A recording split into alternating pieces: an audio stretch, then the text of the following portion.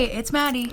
And it's Carissa. You're not watching the Disney Channel right now. You're listening to Dreadfully Twisted.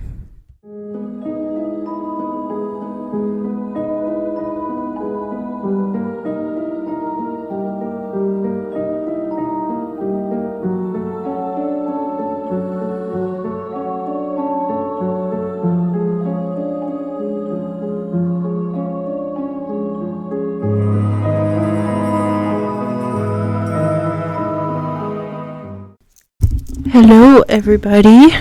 Maddie. I was gonna say Maddie's back. I am back. And Maddie's guess who back. else is back? Dreadfully Twisted. Back again. Dreadfully Twisted's back. Tell your friends, and family. Sorry. Notice how I pointed to the dogs when I was like... Oh, yeah. We're over at my house this time. Yes, we are. We have puppy listeners today hanging out with We got Tyr and Loki. Yes. Say hi. They're tired. They've been barking all They've been day. saying hi all day. I'm sure, though, you will hear them barking if something happens. Oh, yeah. So, I'm not sorry. You will learn to love my dogs just as much as I do. Yes. Tyr's just like, I'm tired, man. He's like, I peed on the floor twice already, and I'm tired. What kind of dog is he? He is, so, he's 4 different types of dogs. Mm-hmm. I just know the percentages of 2 of them. So he's 73% Pomeranian, 2% Chihuahua, then he is Shih Tzu, and then Yorkshire Terrier. I can literally see all of those in him. Yeah, I think, I have a picture of it. I think he is 73%, because we got a DNA test on him, so that's how I know the percentages. Mm-hmm. I'm not just a crazy dog lady. I'm also a crazy cat lady, too, so. Same. Hold on, it's going to take me a hot minute. So if you just want to hold on a second. It was forever ago. Because he's going to be 2. He's going to be... His birthday is on Saturday. You're going to be 2. He's a Valentine's Day baby. Even though Valentine's Day is Friday, he's a Valentine's Day baby. Yes, he is. He's going to be 2 on Saturday. Aww. My baby. My baby. He will no longer be just one measly. No, he's going to be going into his terrible 2s. Oh. That I feel like he's been in his whole life. He's my little demon child, but I love him. Sorry, it's taking me a hot second to find. It's okay. It is okay. I swear I have it. I took a screenshot of it. And it was from like a million years ago, it feels like. But last week, I didn't do the Dreadfully Twisted back thing until like halfway in the middle of the episode. I was like, oh yeah. But I was like, only half of Dreadfully Twisted's back today. Yeah. I was like, so it doesn't feel like it is needed for... Okay, here it is. So he is 73% Pomeranian, 13% Shih Tzu, 12% Yorkshire Terrier, and 2% Chihuahua. Aww. But his 2% Chihuahua speaks volumes. Yeah. He is 100% Chihuahua at that point. You can definitely tell he has Pomeranian. Oh yeah, he's mainly Pomeranian. Yeah. And like every time when we took him to the groomer for the first time, I would literally sit there and say, my Pomeranian, Shih Tzu, Yorkshire Terrier, Chihuahua mix dog. And Jeremy was like, just say Pomeranian. Like, you don't need to say all of the breeds he is. And I'm like, but he's all 4 breeds. So I feel like I have to say all 4 breeds. And he's like, no, he's only, like, just say Pomeranian. You don't have to go through all of that. And then every time somebody asks me what kind of dog he is, I'm like, he's a Pomeranian, Shih Tzu, Yorkshire. He's like, stop. So just say he's a Pomeranian mix. I'm like, but I need to say the 2% Chihuahua because that is his whole personality. Yes, it really is. It's his whole entire personality. So I have to. So cute. So, like, every time somebody asks me, I'm just like, he's Pomeranian. But, like, if they ask me what types of dogs, I'll be like, okay, I know this. Just like what I did. Oh, I'm a crazy dog lady. Does Loki have anything else mixed? He's a pit bull mastiff. That's what we were told. Yeah. But I don't know if he is 100%. I want to get a DNA test on him, too. Mm-hmm. But I know for sure he's pit bull. He looks like he might be mixed with something else. People say that he looks like he might be mixed with boxer. Yeah, that could be. But I don't know. And I also feel like if he really was pit bull mastiff, he would be bigger. Yeah. He takes more on the pit bull size. And so, like, I don't know. But you can definitely see the pit bull in him. And I guess you could see the mastiff too, because his, like, lips are droopy and he has wrinkles and stuff. But I don't know. This is literally the sweetest pit bull ever.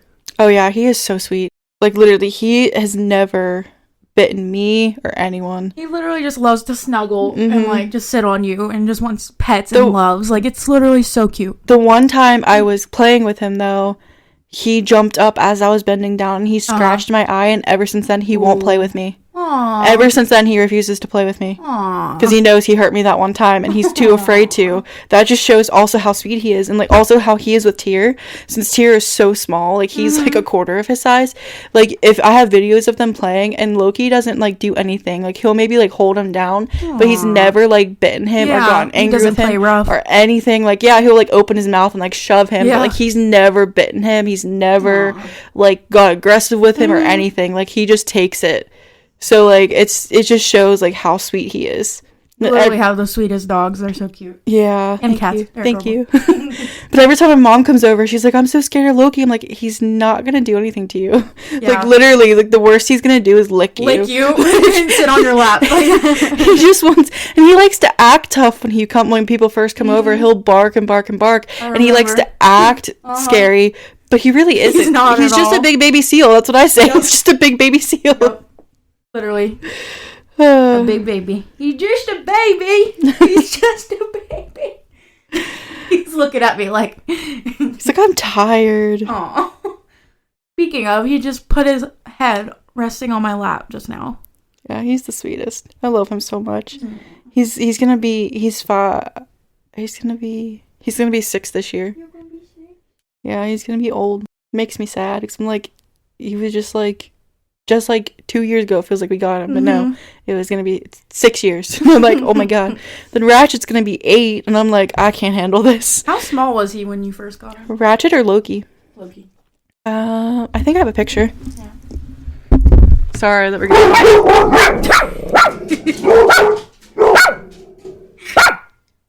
They wanted to talk. I'm just telling you now, I'm not cutting that out. I'm not cutting that out. Let me see. He just goes in there and barks and then runs back in. Yeah. Like that, he sounds scary. But he really isn't. He's like the biggest teddy bear. Hold on, I have a picture. Hold on. Because his birthday was just in November, so I have a picture of when he was a baby. A little babes. Baby. Or wait, no, it's on my Snapchat. Hold on. November. Oh, that's not what I'm... No. 2020. No. He was born in 2019.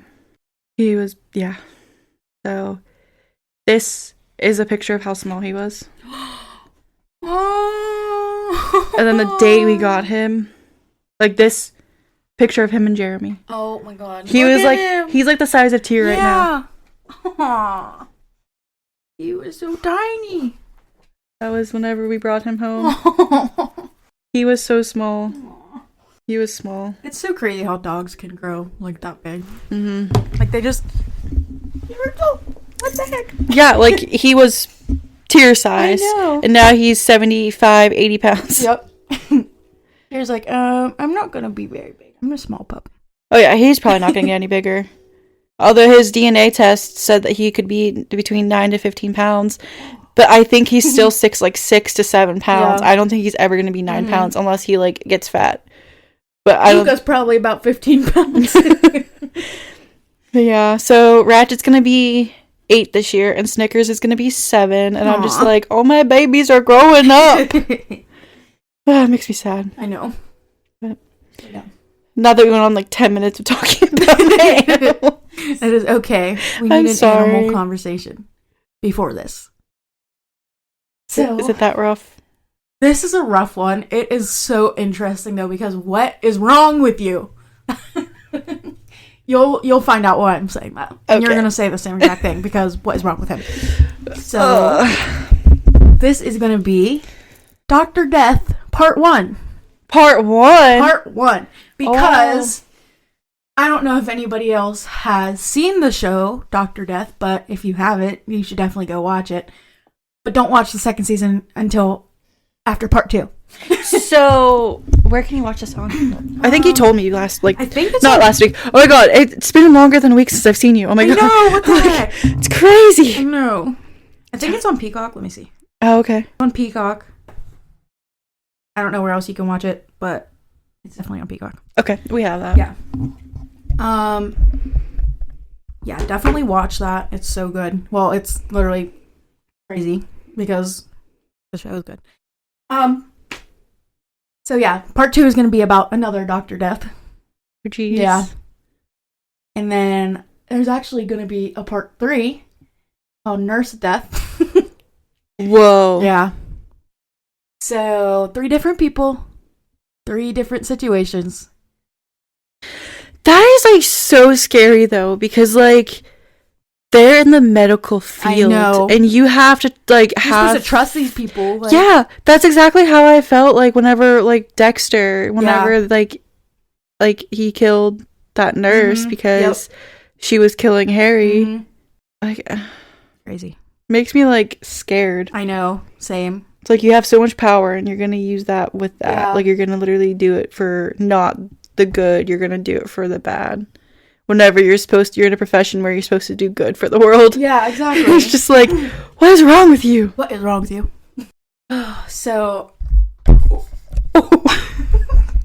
the microphone was I don't want to go this way. It was I'm falling and I can't get up.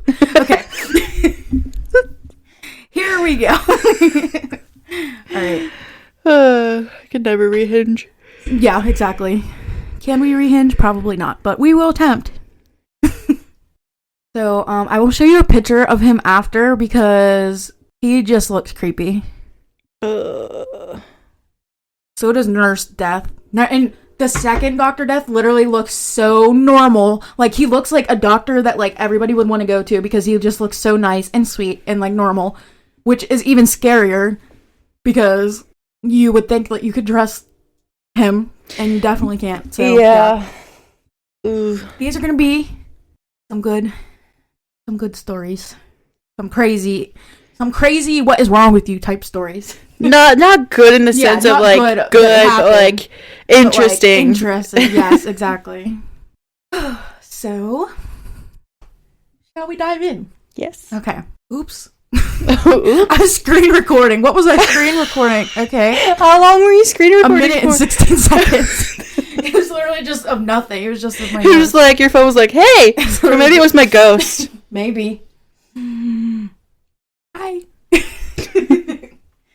Oh my god, the one thing that I'm scared of, whenever we're recording right now, what if we pick up something that's spooky?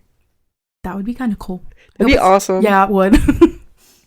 That happened to me the one time whenever I was doing something. Did it? Yeah. At least it seemed like it. Yeah. But then I stopped listening because I got scared. Okay.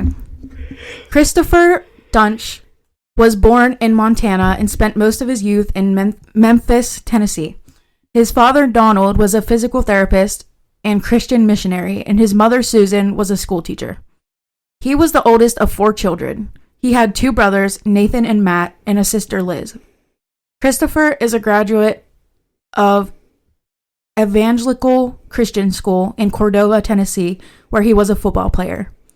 He initially attended Millsaps College to play Division III college football and later transferred to Division I at Colorado State University.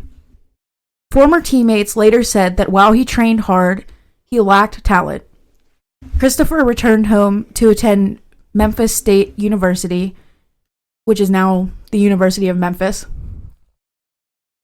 After exhausting his football eligibility, Christopher switched to a career in medicine.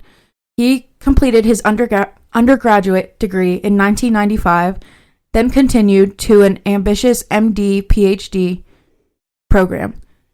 In 2010, he completed the MD PhD in neurosurgery residency programs. That word's so hard to say. Programs at the University of Tennessee Health Science Center. And then a spine fellowship program at the Semmes Murphy Clinic in Memphis. Christopher took part in fewer than 200 surgeries during his residency. Wow. Yeah. Neurosurgery residents typically participate in over 1,000 surgeries. Oh. Yeah. Whoa. Yeah.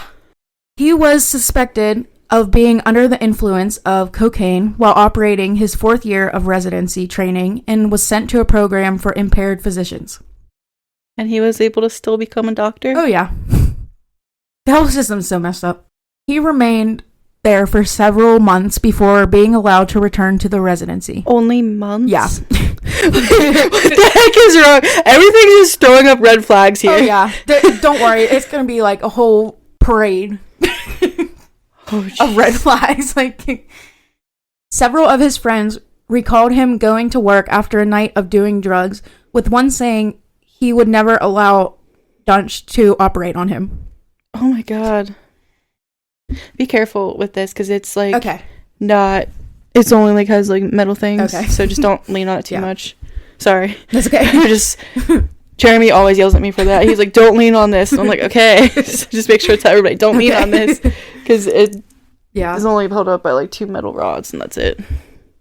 In 2011, Christopher met an exotic dancer named Wendy Renee Young. Wendy approached Christopher at a club upon noticing that all the other girls were over there. That was a quote, by the way. Oh, okay. Making her aware that he was a doctor and that, quote, "Of course, that's where you're going to go for money." What? She immediately moved in with him. What? She was like, "Oh, okay. He has money and all those girls are with him, so let's go find out why." "Oh, he's a doctor? Okay, I'm going to date him." And then they moved in. What? Girl. He could have been a serial killer for all you knew. And he is. Yeah, literally. Like, girl, no. It's not all about money. Don't do that. She immediately... Oh, I already said that, sorry. It's okay. They had 2 sons together and broke up just before the birth of their second son in September 2014. How long were they together? Let's see. 3 years. Oh. Initially, Christopher focused heavily on the PhD half of his degree. His name appeared on several papers and patents. He took part in a number of biotech startups. However, by the time he met Wendy, he was over $500,000 in debt. He decided... $500,000 in debt? Yeah. Oh my god. Yeah. That's so much money. It is. What the? It really is. That would, I would not want to do that. No. Definitely not. First I thought you said 5,000. I was like, okay. Then you said, I was like, wait, no. You said 500,000. Oh my god. He decided to turn to neurosurgery, which can be a lucrative field. In 2010, he moved to Dallas, Texas, and persuaded Wendy to come with him since she grew up in the Dallas area. Christopher appeared extremely qualified on paper. He had spent 15 years in training, including medical school, residency, and fellowship, and his resume was 12 pages long. Oh my god. Christopher also claimed to have graduated magna cum laude from St. Jude Children's Research Hospital with a doctorate in microbiology, a program the hospital did not offer when he was allegedly attended. So he lied? Yeah. He soon joined Baylor Regional Medical Center in Plano, Texas. Plano. Now Baylor Scott and White Medical Center. Plano, that's what it's called. As a minimally invasive spine surgeon with a salary of $600,000 per year plus bonuses. Early in his time at Baylor, Christopher made a poor impression on his fellow surgeons. Veteran vascular surgeon Randall Kirby recalled that Christopher frequently boasted about his abilities despite being so new to the area. He also recalled that his skills in the operating room were not professional. As Kirby put it, quote, "He could not wield a scalpel." End quote. Oh. So you should not be a surgeon if you cannot wield a scalpel. Just saying. Oh. What? And this is when it gets bad. So many red flags, though. I know. So many red flags. Your resume should not be 12 pages. Exactly. It's only supposed to be like 2 max. Yeah, literally. Several of Christopher Duntsch's surgery at Baylor Plano resulted in severely. Oh my god, I can't talk. Severely. Severely. I was thinking several. Yeah. I was literally thinking several in my head, and it says. Okay, severely. That's okay. Talking is hard, and yeah, my mind is like done. God, I get it. Today's been a long day. Okay, several of Christopher Duntsch's surgery at Baylor Plano resulted in several. Oh my god, I can't. Oh, here we go. Severely maimed patients. Okay. Sorry. Severely. That's not a word. Talking is hard. Talking is hard. Maybe it should be a word. Should. Severely. Sounds like it would. Okay. This is when it gets sad because all these people did not deserve this. Kenneth Fennell, the first patient Christopher Duntsch operated on at Baylor Plano, was left with chronic pain after Christopher operated on the wrong part of his back. Ugh. Kenneth later had a second operation by Christopher to relieve it and was left paralyzed in his legs. Oh my god. Yeah. Kenneth required months of rehabilitation to walk with a cane and was never left unable to walk over 30 feet. Oh, sorry. And was left unable to walk over 30 feet or stand for more than a few minutes. That's so sad. I know. Now, I guess what my question right now is, did he purposely do it, or did he was just not qualified to do? That's the thing. That's like the big thing. Like some people think that like he knew. Like I think he knows what he was doing because, and like a lot of people just think that maybe he just didn't know what he was doing, but he literally went to school for all this. Like there's no way he could have messed up this many times, is what I'm like saying. Yeah, but like I'm just asking that because the one guy was like, he doesn't look like he could even wield a scalpel. Yeah. So like I'm wondering like if he did it purposely or did it on accident or did it on purpose accident. Yeah. Like one of the three there. Like I don't know. And like, did he actually go to school for that many times, or did he say that he didn't? You know, because he lied about the other thing. Yeah, I know he did. This is like not a question like for you. It's just like a rhetorical question that I'm just like wondering. But I guess we'll find out. But I'm just like, what like in my head right now. This is what I'm thinking. Okay, Lee Passmore, a Collin County medical investigator, experienced chronic pain and limited mobility after Christopher cut a ligament not normally touched during that particular procedure, misplaced hardware in his spine, incorrectly located a screw used to keep the hardware in place, and stripped its thread so it could not be removed. Huh? What? And that right there makes me think he did it on purpose. Yeah, I have no words. I have no words. Yeah. How can you purposely strip a screw so it can't be replaced? I feel like that could cause a lot of pain and a lot of wrong things down the line. Why would you purposely make it so it can't be removed? Like, that just seems like you're just hurting somebody for the fun of it. Like, that's just scary. That's terrifying. What is wrong with you? What is wrong with you, Christopher Duntsch? The way like you like she did this like little like movement. She was like sassy head movement. Like a ooh, like no. Sometimes I wish you could like see us. I know, same. Like, so funny. Even if Christopher had not stripped the threads, he placed the screw in a location that would have caused Passmore to bleed out if it had been removed. Vascular surgeon Mark Hoyle, who assisted with the operation, later recalled that Christopher seemed oblivious to considerable bleeding.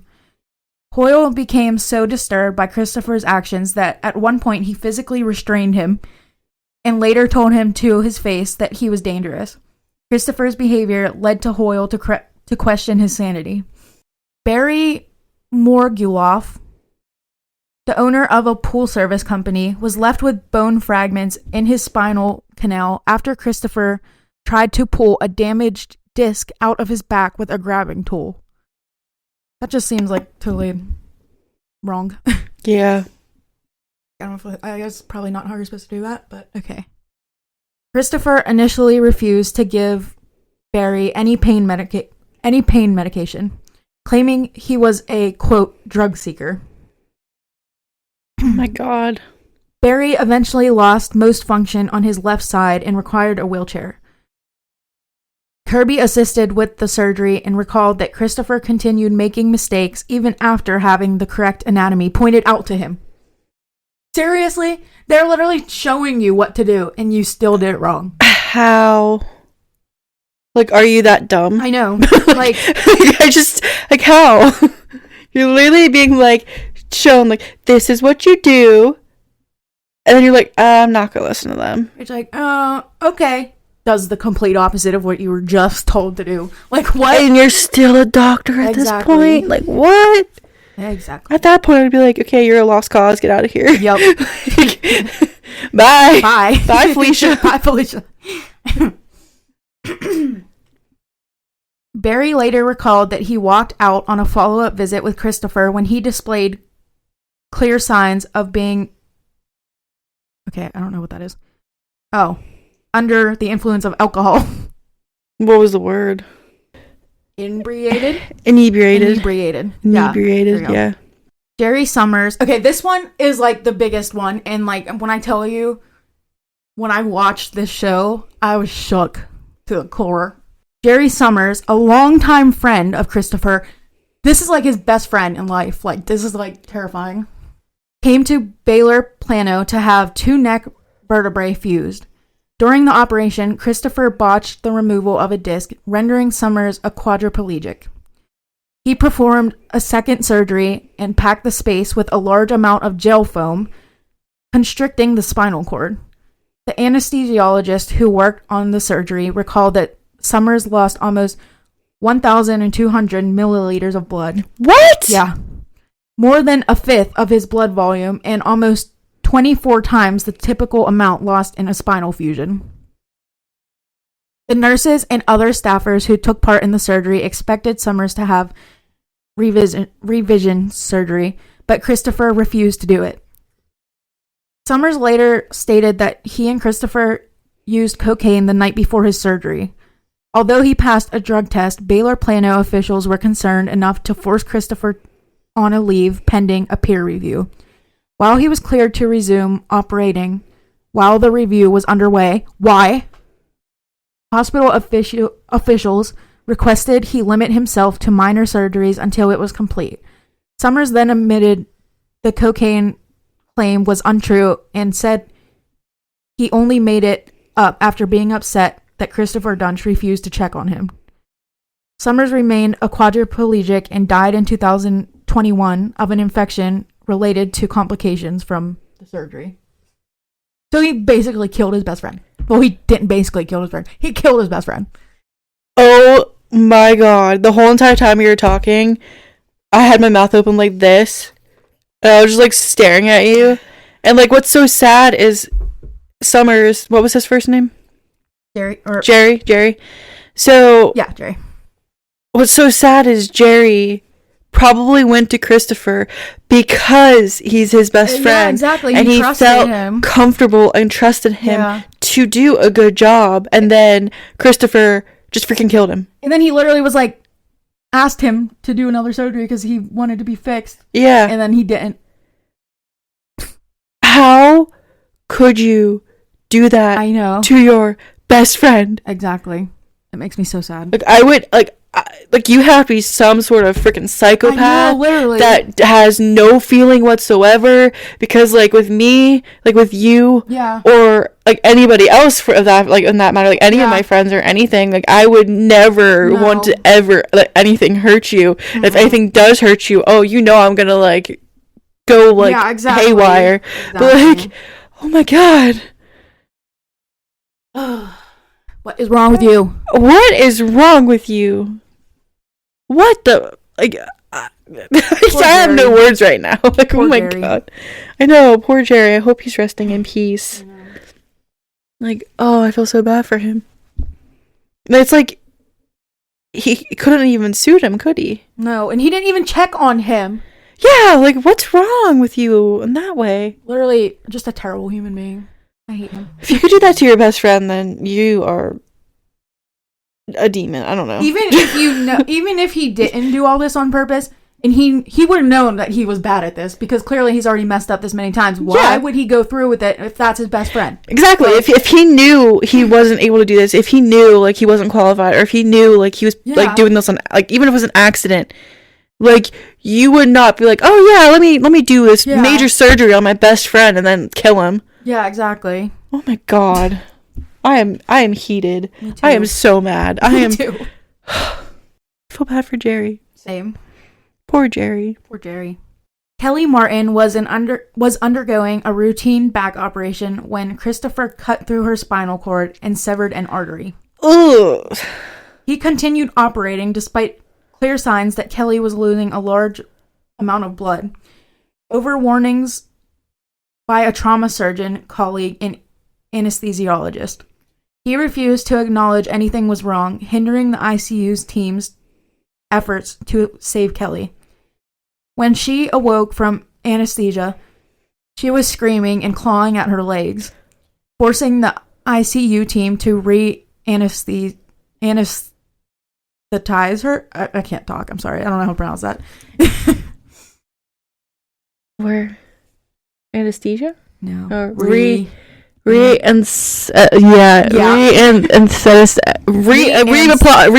anesthesia. Yeah. Redo an anesthesia. Yeah, exactly. Talking is Give her hard. more anesthesia. There we go. Yeah. You got this. Yeah. Christopher always stayed out in the ICU waiting for Oh my gosh, I can't talk. I'm sorry. Christopher also stayed out in the ICU waiting room, writing notes rather than attending to his patient. Oh my God. Even after she went into hemorrhagic. Okay.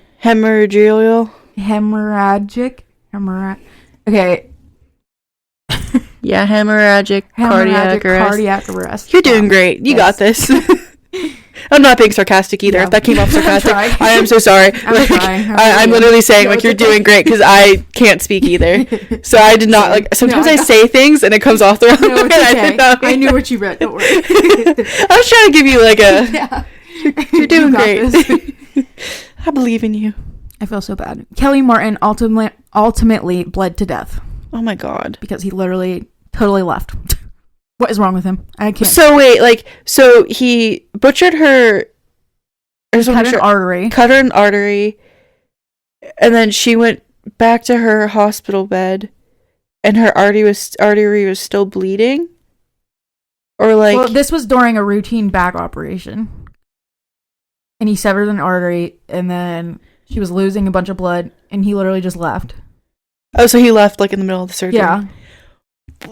He stayed in the ICU room waiting for them, and we was writing notes instead of taking care of the patient.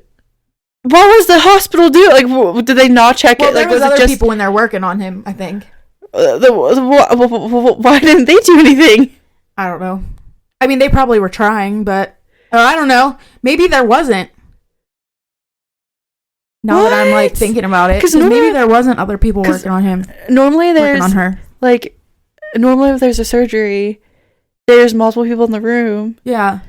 And if he left, do you think that they would get somebody else in there if there was other people? Like, what the heck? I don't know. What is going on at this hospital? I know, seriously. Oh my gosh. Baylor Plano officials found that Christopher failed to meet their standards of care and permanently revoked his surgical privileges. Finally! After 4 freaking surgery mishaps. Oh my god, no. I was thinking about surgery. I said surgery. Okay. The hospital initiated another peer review, but Christopher resigned rather than face certain termination. Of course he would. Yeah. To avoid the cost of fighting and possibly losing a wrongful termination suit. Baylor Plano officials agreed with Christopher's lawyers that he could resign in return for the hospital issuing a letter stating that there was no issues with him. What? Yeah. Oh, there's no issues with him. He didn't kill his best friend. He didn't kill another lady. He didn't botch these other surgeries. Yeah, he's doing great. Literally. What is wrong with you? What is wrong with this hospital? What is wrong with Christopher? What is wrong with this whole entire situation? Like, what? Baylor Plano would have been required to report him in the National Practitioner Data Bank, NPDB, which is intended to flag problematic physicians. Christopher moved to the Dallas Medical Center in Farmers Branch, where he was granted temporary privileges until hospital officials could obtain his records from Baylor Plano. Red flags surfaced early on as nurses wondered if he was under the influence of drugs while on call. For instance, Christopher came to work wearing some tattered scrubs for 3 days in a row. He lasted for less than a week before administrators pulled his privileges after the death of a patient, Floella Brown. Oh my God. And the maiming of another, Mary Efford. Christopher Duntsch had severed Floella Brown's... That's a pretty name. That is a very pretty name. I've never heard that name. It's so pretty. Floella. Floella. I love that name. Me too. Christopher Duntsch had severed Floella Brown's vertebral artery and refused to abort the surgery despite massive blood loss. He then packed it with too much of a substance intended to stop the bleeding. Floella Brown suffered a stroke as a result. Oh my God. Christopher did not respond to the messages from the hospital for a few hours. Then the next day, scheduled an elective surgery on Mary Efford rather than care for Floella. Hospital officials were exasperated when Christopher refused to delay Mary Efford's surgery and asked him multiple times to care for Floella Brown or transfer her out of his care. That's sad when literally the staff is begging him to take care of his patient. Makes me so angry. Christopher suggested he perform a craniotomy on Floella Brown to relieve the pressure, but was refused permission. He was unqualified for and held no privileges to perform brain surgery, and Dallas Medical lacked equipment or personnel for such an operation. Floella Brown was left in a coma for hours before Christopher Duntsch finally agreed to her transfer.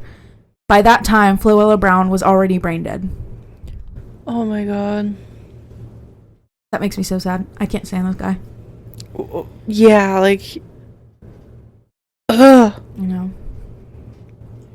While performing a spinal fusion on Mary Efford, Christopher severed one of her nerve roots while operating on the wrong portion of her back, twisted a screw into another nerve, left screw holes on the opposite side of her spine, failed to remove the disc and was supposed to remove and left surgical hardware in her muscle tissue so loose that it moved when touched. What? Literally, what? Also, is there not cameras? Like, is nobody seeing this? Right? Like, they're like, oh, he's doing great. He's fine. He's not doing anything wrong. What is wrong? And again, are there other people in the room when he's doing this? It don't even. And like, whenever you said a little while ago, he did that elective surgery on her. Yeah. That wasn't a required surgery. Shouldn't you be asking why he decided to do this elective surgery? Like, what? Everything's wrong with this. And it could have stopped at some point, somewhere along the line, with the hospital doing something. There's 800,000 red flags. Like, nobody's even listening to them. They're like, oh, that's not a red flag at all. It is a red flag. Oh my gosh. Who leaves surgical hardware in somebody? And how do you do that? I don't know. Yeah, like, he definitely they probably just set it down and just left it in there. Like, I don't know. Unless he did it on purpose. But I feel like he's definitely doing this all on purpose. Like, he has to be. There's no way. Yeah.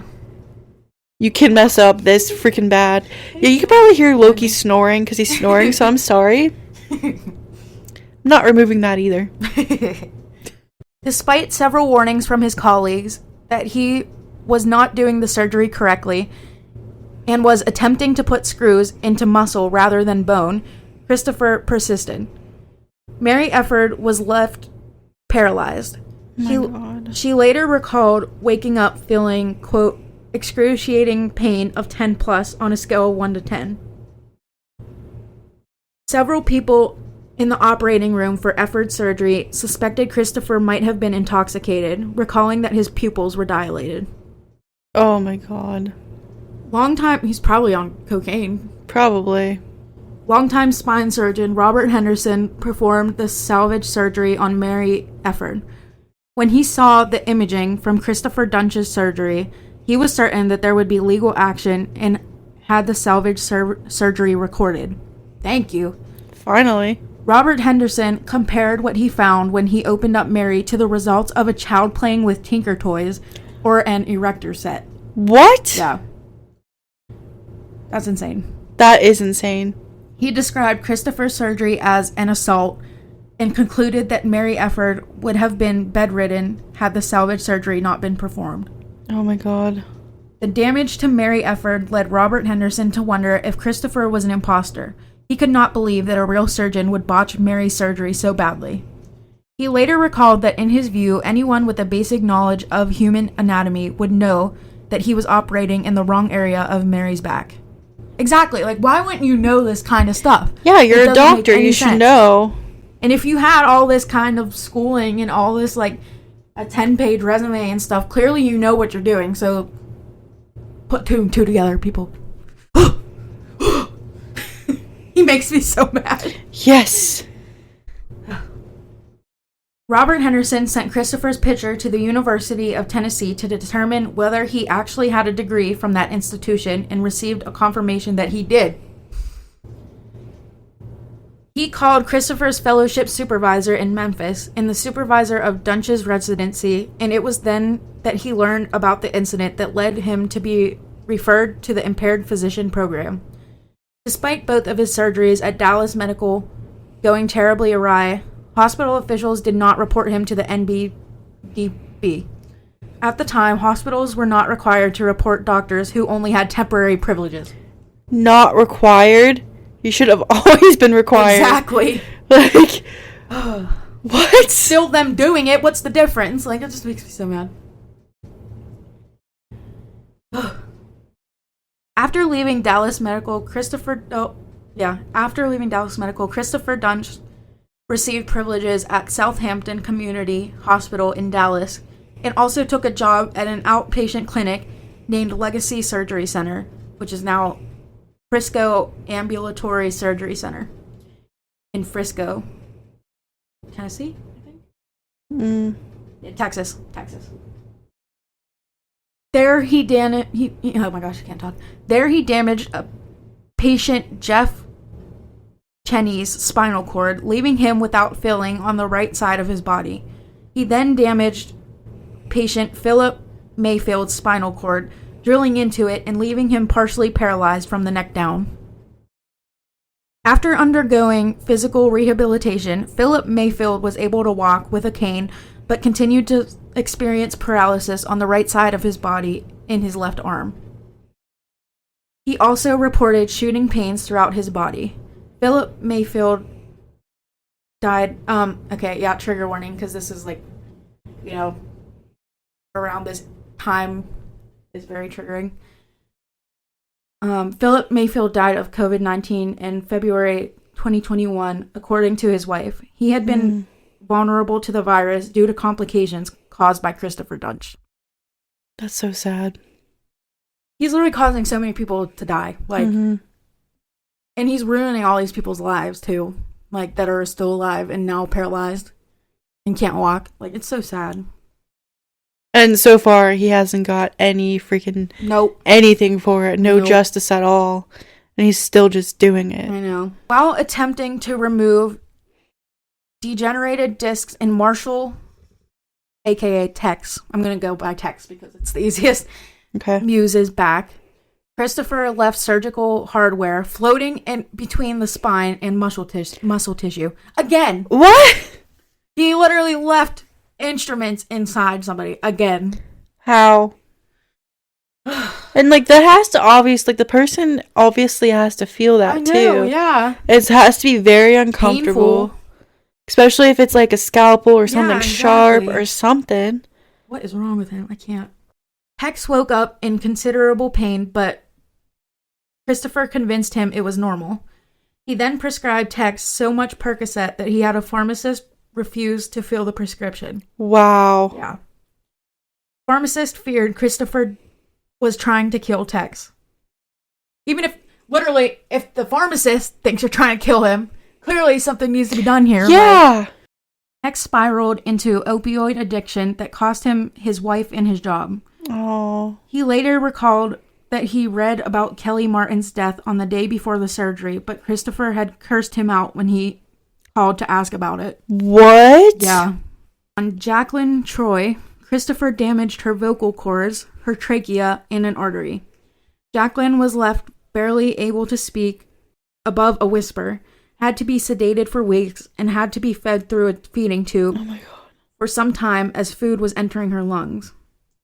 Despite this, Christopher was retained by Southampton when new owners brought it and renamed it University General Hospital. When Christopher applied for privileges at Methodist Hospital in Dallas, the hospital contacted the NPDB. Soon afterward, he severely maimed Jeff Glidewell after mistaking part of his neck muscle for a tumor. During a routine cervical fusion, severing one of his vocal cords, cutting a hole in his esophagus, and slicing an artery. Again, if you were such a qualified doctor, you would have known the difference. It's like making me cringe, like thinking about all this, because it's so painful, and I was just, what is wrong with you? I'm just like, I have no words. I literally have no words with any of this. I know. Because, like, how? Literally. And that makes me feel so bad for all of the patients, too, because, like, they were done so wrong. Yep. Oh, this one is worse. This one gets worse. Oh, God. Also. Oh, great. Because Christopher stuffed a surgical sponge in Glidewell's throat to stop the bleeding. What? Huh? That is not how you're supposed to do that. I'm literally covering my face. And listen to this. However, he closed Jeff with the sponge in place despite others in the operating room warning him about it. They told him the sponge was still in there and he closed them up anyway. What? Like, what? What? Huh? Oh my God. My mouth is just hanging open. So there's 3 people now. 2 people with surgical equipment in them and 1 with a surgical sponge in their bodies that you operated on. What on God's green earth is wrong with you? I can't even. I don't know what to say. I know. I'm shocked. Yeah. I'm so shocked. The sponge triggered a severe blood-borne infection that caused Jeff to become septic. Oh my God. When other doctors discovered the sponge, Christopher refused to return to help remove it. Literally, put him on the list of worst people in the world. Yeah, and if like, again, I'm going to say this again for like the 50 millionth time. If he was such a qualified doctor, he would have known that sepsis would have been caused if you left a dirty old like surgery sponge in your throat. He would have known that he could have gotten septic.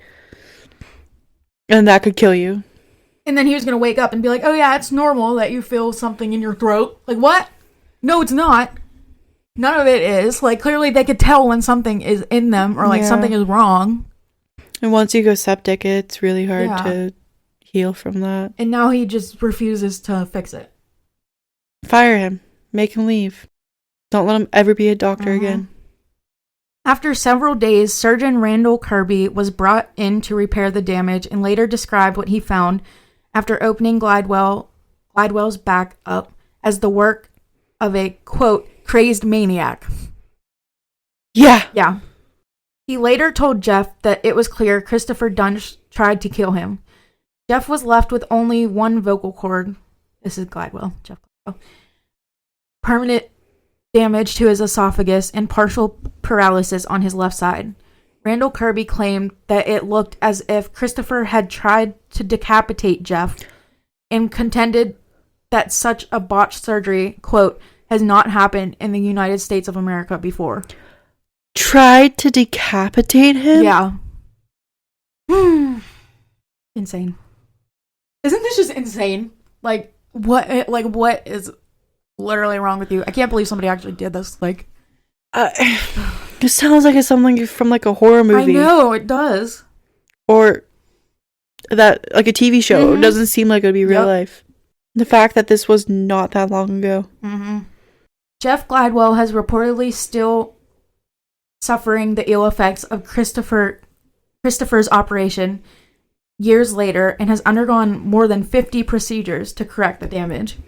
At one point, he can only eat small bites of food. I can't talk, I'm sorry. It's okay. He proved to be Christopher Duntsch's last surgery. University General pushed him out soon afterward.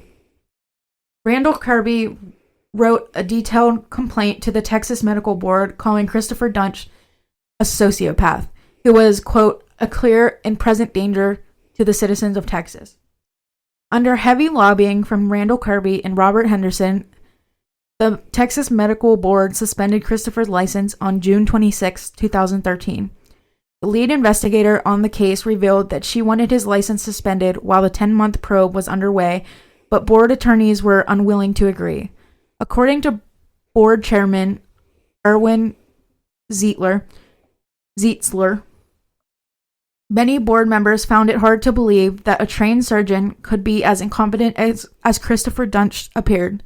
It took until June 2013 to find the, quote, pattern of patient injury required to justify suspending his license. Irwin later argued that complications were more common in neurosurgery than most laymen believe. However, Dr. Martin Lazar, a veteran neurosurgeon that the board consulted on the case, was scathingly critical of Christopher's work. Martin was particularly angered that Christopher missed signs that Martin was bleeding out, saying, quote, "You can't not know that and be a neurosurgeon." Exactly. Yeah. The Texas Medical Board revoked Christopher Duntsch's license on December 6, 2013. Christopher moved to Denver, Colorado, where he went into a downward spiral. He declared bankruptcy after listing debts of over $1 million. He was arrested for driving under the influence in Denver, taken for a psychiatric evaluation in Dallas during a visit to see his children, and was arrested in Dallas for shoplifting. In March 2014, 3 of Christopher Duntsch's former patients, Mary Efford, Kenneth Fennell, and Lee Passmore, filed separate federal lawsuits against Baylor Plano, alleging the hospital allowed Christopher Duntsch to perform surgeries despite knowing that he was a dangerous physician. Then Texas Attorney General, later Governor Greg Abbott, filed a motion to intervene in the suits to defend Baylor Plano, citing the 2013 Texas statute that capped civil damages for medical malpractice at $250,000 and removed the term gross negligence from the legal definition of malice. The suit alleged that Baylor Plano made an average net profit of $65,000 on every spinal surgery performed by Christopher. Henderson and Kirby feared that Christopher Duntsch would move somewhere else and still theoretically get a medical license. Convinced that he was a clear and present danger to the public, they urged the Dallas County District Attorney's Office to pursue criminal charges. The inquiry went nowhere until 2015, when the statute of limitations on any patient charges was due to run out.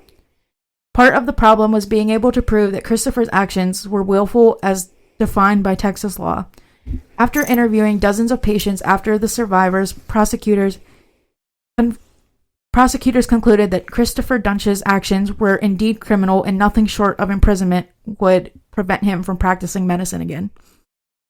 Wow. Yeah. Also, what the heck was he doing to get $1 million in debt? I know. What were you spending money on? Literally. Oh my god.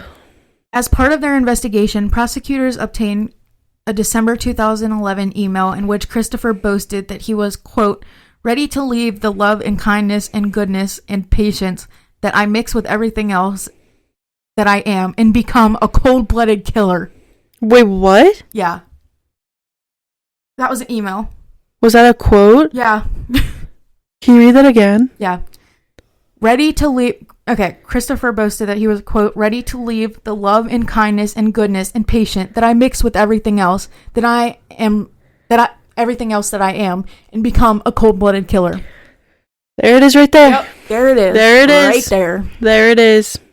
ADA Michelle Schugert, who led the prosecution of Christopher, later recalled that Henderson Kirby and Lazar contacted her demanding to testify against Christopher. According to Schugert, doctors almost never testify against each other. Also, just really quick, tear got off me and he's laying on you now.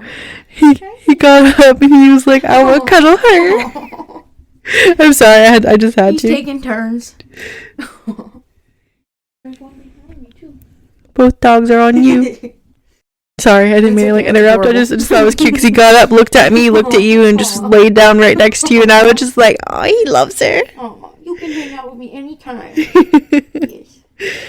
Yes. Sorry. That's okay.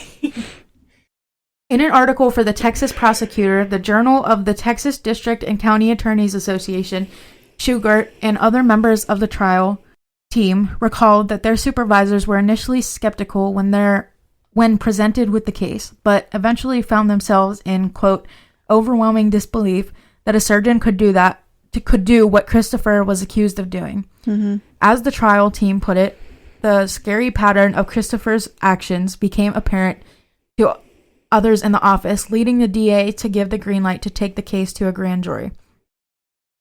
In 2015, approximately a year and a half after his medical license was revoked, finally, Christopher Duntsch was arrested in Dallas and charged with 6 felony counts of aggravated assault with a deadly weapon, 5 counts of aggravated assault causing serious bodily injury, and 1 count of injury to an elderly person.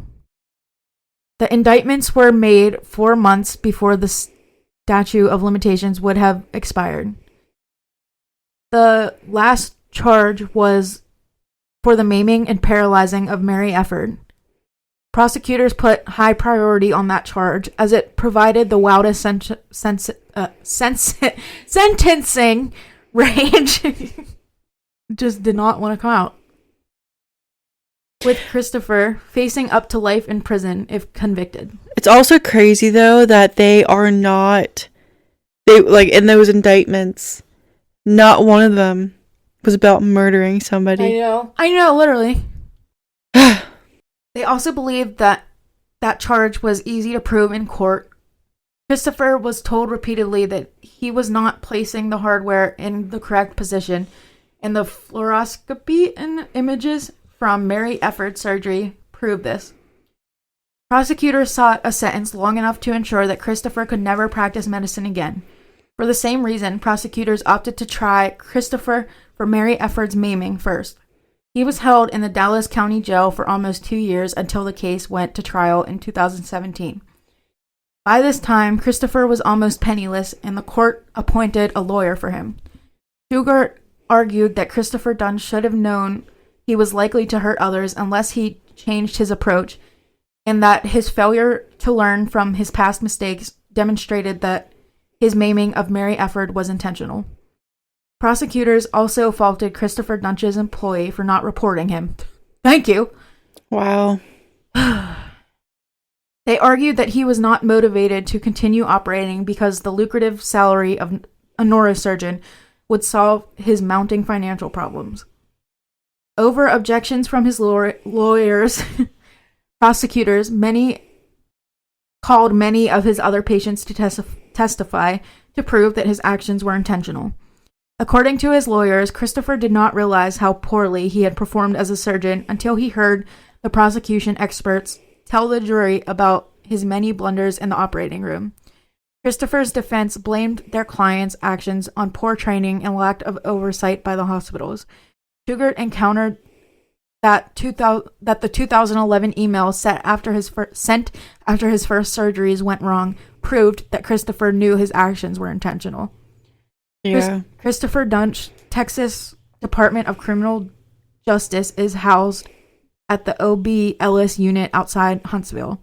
Even with credit for time served in the Dallas County Jail before trial, he is not eligible for parole until July 2045, when he will be 74 years old. What? Like, oh my God! He was like, "Oh, I didn't know I was doing this." Like, yeah, what literally. is wrong with you? Literally, you did. You literally. She's so mad she threw the microphone. Sorry, I'm throwing things. Just throwing things. She was just like, I'm so mad right now. I want to know if that made a sound on there. You can go back and listen if you want. It was like 104, 1 hour and 4 minutes, so I can go back. So yeah, that is the story of Christopher Duntsch and Dr. Death. Wow. Yeah. I feel bad for all of the victims. That was... Wow. So yeah. How can we transition out of that? I don't know.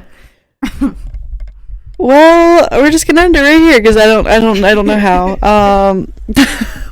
No words. No words. What is wrong with you? So yeah, if you want to go to our Facebook, Instagram, and TikTok, I don't even know how to do this. Hold on a second.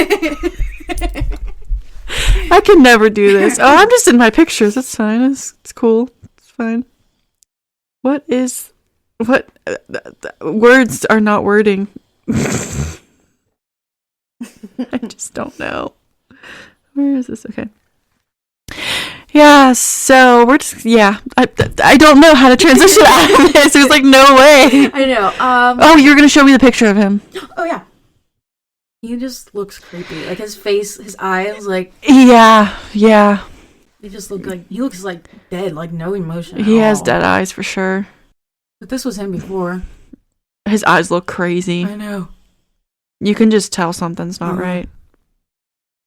That was Wendy and their kid. Wow.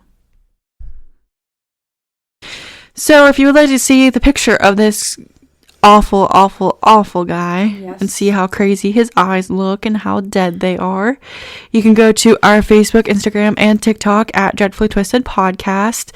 You can also send us your stories, true crime or paranormal, on our Facebook page, Dreadfully Twisted Podcast discussion group, or you can email us at dreadfullytwistedpodcast@gmail.com, or you can go to Reddit r/dreadfullytwistedpod. You can also rate the podcast page or download or comment on each episode wherever you listen to podcasts on. We please hope that you would rate us 5 stars, 5 stars, 5 stars, 5 stars. Yeah, and you can listen anywhere you listen to podcasts, and please share our podcast with friends and family. And yeah, don't be like Christopher, please. Yes, please don't. Don't be like him. Dr. Duntsch. Oops. Yeah. It's bloopney, bitch. It's a bloopney, bitch. Yeah, we forgot to say that after that day we recorded and I had those bloopers. Yeah. You texted me and you're like, we should, because we were singing Britney Spears. Yeah. She's like, it's bloopney, bitch. It's bloopney, bitch. Bloopney, bitch. Okay. Yes. We're gonna end there. Don't be like this guy. Be a good person. If you see something, say something. Yes. Yeah. We love you. We love you. Be a good person. Yes. It's all we ask of you. Yeah. Doesn't take anything to be a good person. Check on your friends. Yeah. And don't be like Christopher. Yes, please do not. And please keep listening to the podcast. Yes, please. And please keep sharing it. And we will see you guys next week. Bye. Bye.